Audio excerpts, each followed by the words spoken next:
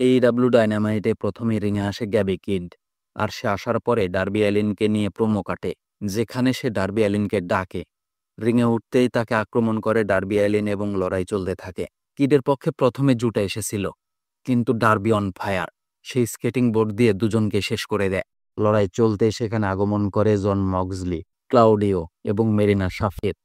তবে তাদের ডিফেন্ড করতে হাজির হয় সামোয়া জো, পাওয়ার হাউস হবস এবং হুক। দুই পক্ষের মধ্যে চরম লড়াই চলতে থাকে। আর এক পর্যায়ে ডার্বি অ্যালিন কিডকে ব্যাকস্টেজে বডি ব্যাগে ভরে ট্রাকের সঙ্গে বেঁধে চেঁচড়িয়ে নিয়ে যায়। যদিও বাকিদের লড়াইয়ের একটা ম্যাচের সিদ্ধান্ত আসে, তবে দুইজনের মধ্যকার ম্যাচটা আমরা পরের কোনো পেপার ভিউতে দেখব এমনটাই প্রত্যাশা। এদিকে পাঙ্কের পরে ডাব্লিউডাব্লিউইতে ফিরতে চলেছেন পাঙ্কের স্ত্রী এজে লি। যদিও এতদিন তার ফিরে আসার কথা হচ্ছিল, কিন্তু কেউ নিশ্চিত হতে পারছিল না। তবে ক্ল্যাশ ইন প্যারিসে পাঙ্কের ওপর বেকি লিঞ্চের হামলা, আর সেখানে রলিন্সের চ্যাম্পিয়নশিপ ফিরে পাওয়া। এর বাইরে গত রতে বেকি এবং পাঙ্কের মধ্যে কথার লড়াই তো আছেই, যেখানে পাঙ্কের গায়ে হাত তোলে বেকি, তবে পাঙ্ক কিছুই বলেনি। এ সময় ফ্যানদের পক্ষ থেকে এজেলিয়ের নামে ব্যাপক পরিমাণে চ্যান্ট করা হয়, ফলে ধারণা করা হচ্ছে এই গল্পের ওপরে ভিত্তি করে ফিরে আসছে এজেলি। আর বর্তমানে বেকি এবং রলিন্স যেমন কাপল চ্যাম্পিয়ন, একসময় তারাও সেই কাপল চ্যাম্পিয়ন হবে। বলে রাখা ভালো যে এজেলি 2015 সালে ডাব্লিউডাব্লিউই থেকে বিদায় নিয়েছিল। যদিও তার বিদায়ের বিভিন্ন কারণ সামনে আনা হয়, তবে মূলত পাঙ্কের সঙ্গে কোম্পানির বাজে সম্পর্কই তার সঙ্গে ডাব্লিউডাব্লিউ এর সম্পর্ককে তিক্ততায় পরিণত করেছে, যে কারণে তিনি বিদায় নিতে বাধ্য হয়েছিলেন।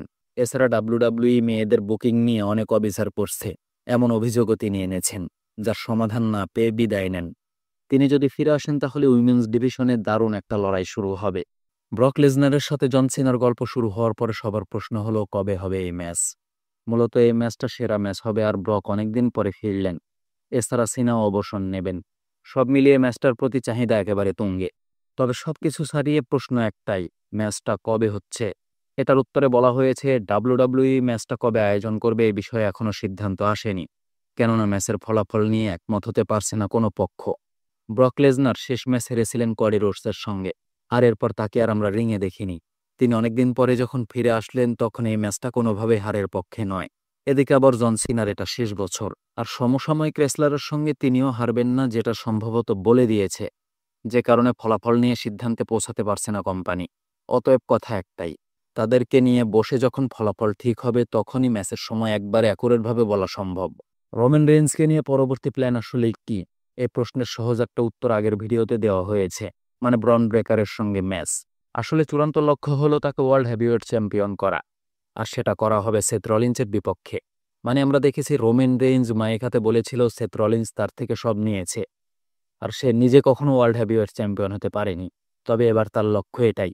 তাই ধারণা করা হচ্ছে রোমান রেইন্স ফিরে আসলে ব্রনের সঙ্গে ম্যাচের পরে সরাসরি যুক্ত হবে সেথ রলিন্সের সাথে। তবে ব্রন ব্রেকারের সাথে যেখানে ম্যাচ হবে, অবশ্যই তার চেয়ে বড় কোনো শোতেই ম্যাচ হবে রলিন্স বনাম রোমান রেইন্সের মধ্যে।